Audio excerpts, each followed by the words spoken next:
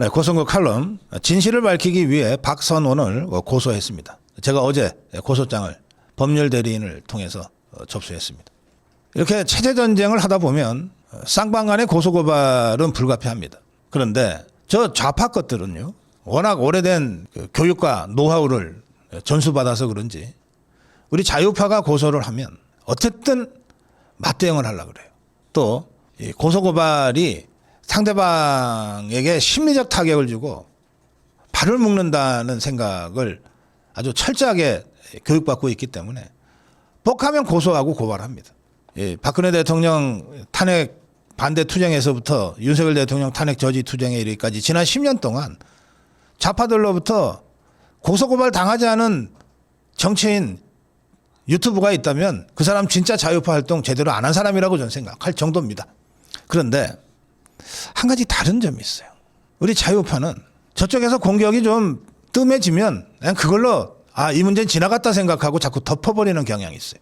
그러니까 뒤가 물은 거예요. 그래서 자꾸 알로 보이는 겁니다. 한번 물면 어떤 경우에도 놓지 않는 불독과 같은 근성이 필요해요. 좌파들은 대한민국 체제전복을 위한 70여 년의 혁명활동을 통해서 그 근성을 키워왔고 그 근성이 없는 자들은 지그들 동네에서도 살아남지 못해요. 근데 우리 자유파는 정말 물러 터졌어요. 지만 아니면 돼. 바로 옆에 동지가 공격을 당하고 있는데도 아이고 뭐 나만 공격 안 당하면 뭐 됐지. 저는 그렇게 못하겠어요. 그래서 지난번에 저를 극우 유튜브라고 딱지를 붙인 언론사를 향해서 언론중재 요청을 비롯해서 수많은 법정 투쟁을 했습니다. 그 결과 아직도 정신 못 차리고 극우라고 우리 자유파 유튜브와 고성국 TV에 딱지를 붙이는 것들이 가끔 있지만 대다수 언론들은 좌파 언론이건 보수 위장 족보 언론이건 강성 유튜브, 극우적 성향이라고는 써도 극우 유튜브라고 감히 딱지 붙이지 못합니다. 이번에 박선원이가 저를 2년 전에 있었던 가덕도 피습 사건과 관련해서 그 배후에서 사건 당사자와 사전에 만나서 무슨 모의를 했다는 식으로 몰아가는 언론 플레이를 하고 있습니다. 박선원이가 국회 정보위 여당 간사 자격으로 지가 정보위에서 이런 보고를 국정원으로부터 받았다고 하면서 언론 브리핑한 내용도 황당하지만 그래서 그 내용에 대해서는 제가 어제 아침에 사실관계를 밝힙니다 하고 제가 1차 방송을 했습니다. 그런데 그 이후에 이 박선원이 이자가 페북에다가 정말 황당한 괴담을 써 올렸습니다. 뭐 내용은 딱 두 개라고 할 수 있는데 이 김모라고 하는 테러범과 이 박선원의 표현입니다. 가덕도 테러범 김모와 극우 유튜브 고성국이 테러 직전 수차례 연락하고 접촉한 사실이 드러났다. 또 가덕도 테러범 김모가 고성국 TV를 직접 방문한 사실도 국가정보원 가덕도 테러 TF에서 확인됐다. 이렇게 썼어요. 이 문제는 100% 가짜입니다. 거짓입니다. 저는 어제도 밝혔지만 이 가덕도 피습 사건의 그 당사자 김모라는 사람을 만난 적도 없고 전화 통화한 적도 없고 누군지를 전혀 모릅니다. 박선원이의 두 번째 주장은 고성국이 이 가덕도 피습 사건이 테러로 지정되면 자신에게 불똥이 튈 것 같으니 테러 지정 직전에 국민의힘에 입당하여 스스로를 보호하려 했다고 썼어요. 자, 통상 우리가 직전 그러면 하루나 이틀 전을 얘기하는 것 아닙니까? 여러분이나 저나 이 가덕도 피습 사건 2년 전에 발생했고 이미 그 당사자가 감옥살이를 지금 하고 있는 상황에서 느닷없이 저 이재명 정북주사파 세력이 이 가덕도 피습 사건을 국가공인 제1호 테러 사건으로 지정한 사실 자체에 경악했습니다. 정말 느닷없는 소식이었어요. 만약에 제가 저한테 불똥이 튈 것 같아서 국민의힘에 입당해서 나를 보호하려고 했다고 하면 뭐 그런 정황이 어느 정도 있어야 되는 거 아닙니까? 그래서 테러 지정 1호 사건으로 지정되기 직전에 이틀이나 하루 전에 뭐 최소한 3, 4일 전에라도 급하게 입당을 했어야 되는 것 아닙니까? 제가 팩트를 확인해 보니까 제가 입당한 날짜는 1월 6일이더군요. 그리고 그 한 달 전부터 제가 입당 문제에 대해서 여러분들한테 의견을 구한 바도 있습니다.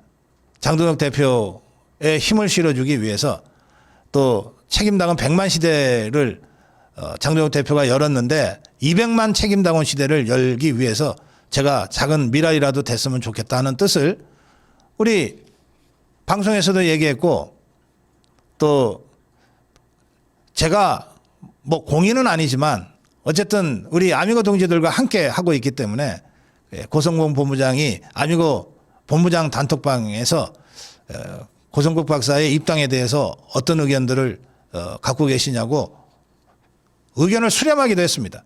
그런 절차를 거쳐서 제가 입당 원서를 김재원 최고위원한테 방송 중에 전달한 게 1월 6일이에요. 가덕도 테러, 이 가덕도 피습 사건이 테러로 지정된 것은 1월 20일입니다. 이게 여러분 박선원이라는 자의 공작 실력의 수준입니다. 이게 유치원생만도 못해요. 어떻게 이런 걸 갖고 무슨 공작을 하겠다고 하는 것인지. 그래서 제가 우리 고성호 TV의 자문 변호 법무법인이죠. 법무법인의 해 정준길 변호사에게 이 사건 관련해서 변호사 위임을 했고 변호사 선임을 했고 위임장을 만들어서 정준길 변호사가 고소장을 작성했습니다.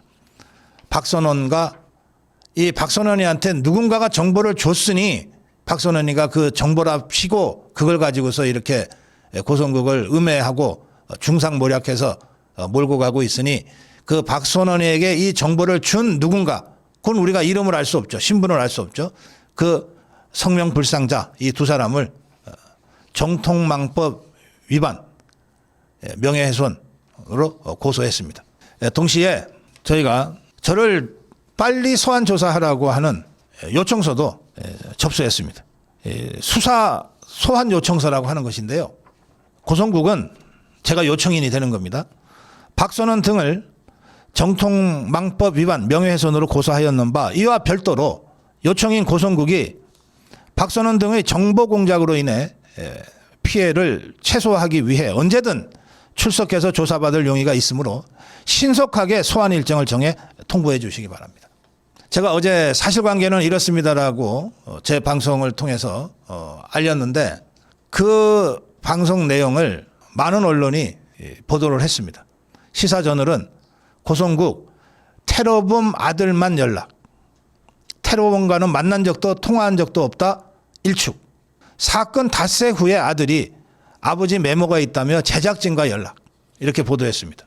그러면서 저와 고성국 TV를 수사하겠다면 언제든 적극적으로 수사에 협조해 실체적 진실을 밝히는 데 함께 하겠다고 고성국이 강조했다고 보도했습니다. 또 고성국이 박선원을 정통망법상 명예훼손 혐의로 고소한 사실도 보도했습니다. MBC는 제목으로는 테러범 아들 전화는 왔다고 했지만 내용으로 들어가 보면 정보위 여당 간사 박선원의 브리핑과 언론 브리핑과 박선원의 페이스북 글, 그리고 김어준 방송에서 나간 박선원의 발언 등에 대해서 전면 부인하면서 명예훼손 혐의로 박선원을 고소했다고 보도했습니다. 그러면서 테러범 아들 전화는 왔다는 부분을 방송 채널 관리자가 통화를 했다고 제가 주장했다고 보도했어요. 방송 채널 관계자 관리자는 고성범 본부장입니다. 그러면서 고성범 본부장이 해프닝으로 끝난 사안이라고 보고도 하지 않았다라고 제가 설명한 부분을 전하고 있습니다. 헤럴드 경제도 고성국 가덕도 테러 사건 범인 전혀 모르는 사람이라는 제목으로 보도를 했고요. 뉴시스 고성국 테러 사건 범인 전혀 모르는 사람, 통화한 적 없다. 한겨레까지도 고성국 이재명 피습 사건 범인 전혀 몰라.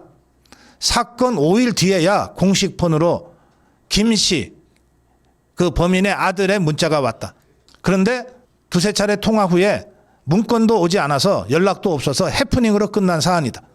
해프닝으로 정리해버리면 관계자, 고성범 본부장이죠. 저한테 따로 얘기하지 않는다. 실체적 진실을 조속한 시일 내에 밝혀서 저에 대한 오해와 불필요한 혼선을 수사기관이 엄정하게 가려주길 요청한다. 그 제가 주장했다는 것을 그대로 보도했습니다. JTBC도 고성국 테러범 아들과 연락한 게 전부라고 마치 제가 테러범 아들과 연락한 것처럼 제목을 뽑았는데 내용으로 들어가면 김 씨 아들로부터 테러 이후에 연락이 온 적이 있다. 채널 본부장, 고성국 본부장이 아들과 통화했다는 것이다. 더 이상 연락이 없어 해프닝으로 끝난 사안이다. 라고 제가 어제 아침에 방송한 것을 왜곡하지 않고 보도했습니다. 진실의 힘은 큽니다. 강합니다.